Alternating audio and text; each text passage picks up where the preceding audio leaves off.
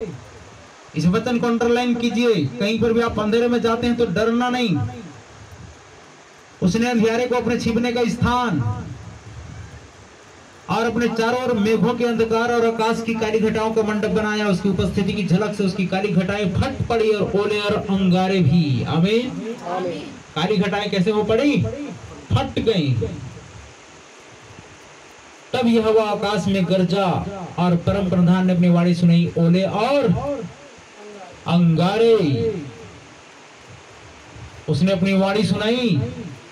वो परमेश्वर आकाश से जब गरजा तो उसके मुंह से कौन सी वाणी निकली? ओले और अंगारे। अंगारा क्या है? परमेश्वर का वचन है। यशायाह में जाके देखिए,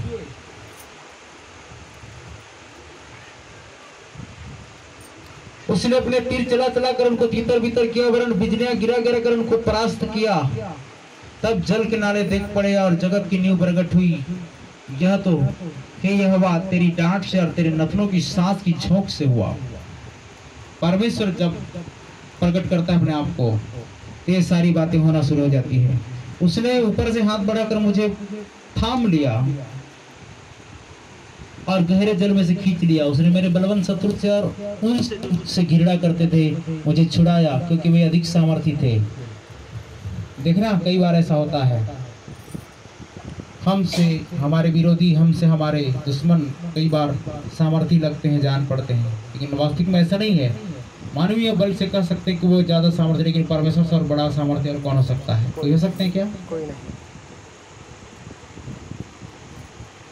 मेरी विपत्ति के दिन वे मुझ पर आ पड़े, परंतु यहोवा मेरा आश्रय था। मैंने आश्रय किस पर रखा था? मेरा आश्रय कौन था?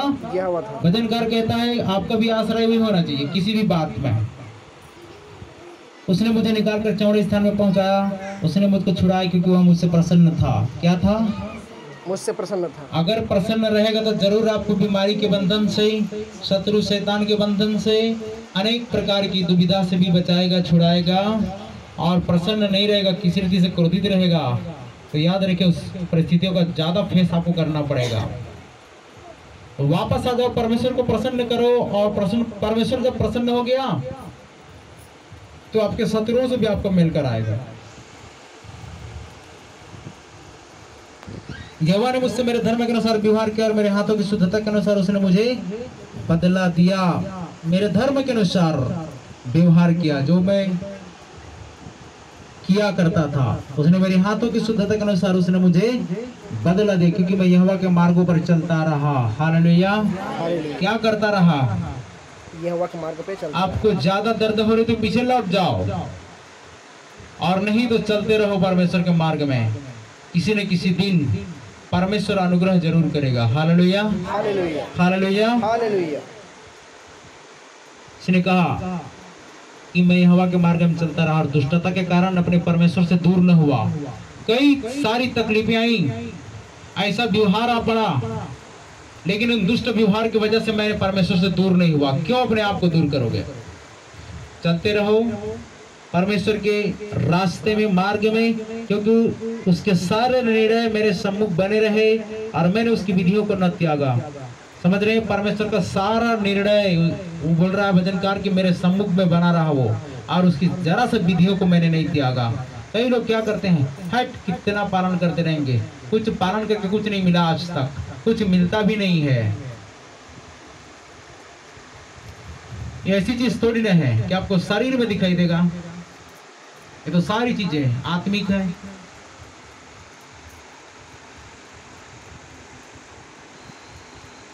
मैं उसके सम्मुख सिद्ध बना रहा और अधर्म से अपने आप को बचाया रहा। हालेलुया। क्या बना रहा?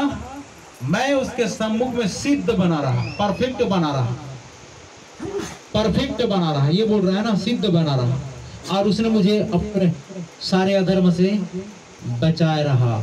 जब आप सिद्ध बने रहेंगे तब तो अधर्म से बचा रहेगा। यहोवा ने मुझे मेरे धर्म के अनुसार बदला दिया और मेरे हाथों की शुद्धता के अनुसार जिसे वह दिखता था। ठीक है, इसको वचन को हमने दोबारा देख लिया। 24 पद में है और 20 पद में भी है। दयावान के साथ तो अपने को दयावंत दिखाता। परमेश्वर देखिए उसका स्वभाव को देखिए। दयावंत के साथ तो अपने को क्या दिखाता है? दयावंत दिखाता है और खरे पुरुष के साथ तो अपने को खरा पेश करता है। कितनी अद्भुत महिमा है उस महान परमेश्वर की। और याद रखना, उसी के अनुसार और बहुत सारी बातों को आप जोड़ लो। खरा के साथ खरा दिखाता है और दुष्ट के साथ क्या बनेगा? वो तिरछा बनता है, लिखा है ना, टेढ़े के साथ तिरछा बनता है। समझ में आ रहा है? जैसा को तैसा करना परमेश्वर को आता है। आप कौन होते हो परमेश्वर को सिखाने वाले? किसने उसको सिखाया? किसने उसको बुद्धि दी? किसने उसका मंत्री हुआ? उसकी बुद्धि अथा, उसके मार्ग अगम, ऐसा उसके वचनों में आया है। हालेलुया।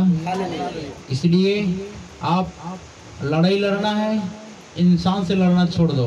अगर लड़ाई लड़ना है तो परमेश्वर से लड़ना शुरू कर दो। क्यों मुझे इस दशा में रखा है?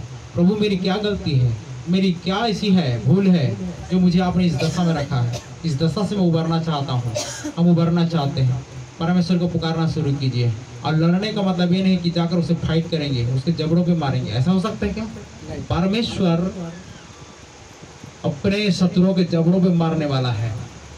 ध्यान दीजिएगा, लड़ने का मतलब है उसकी उपस्थिति में जाकर रोना, उसकी उपस्थिति में जाकर गिड़गिड़ाना, उसकी उपस्थिति में जाकर अपनी मन की बातों को धारक ने उंडेल देना। प्रभु मेरे साथ ये हो रहा है, मेरे साथ वो हो रहा है, तो क्यों चुप है? ये लड़ाई है, कुछ नहीं लड़ाई।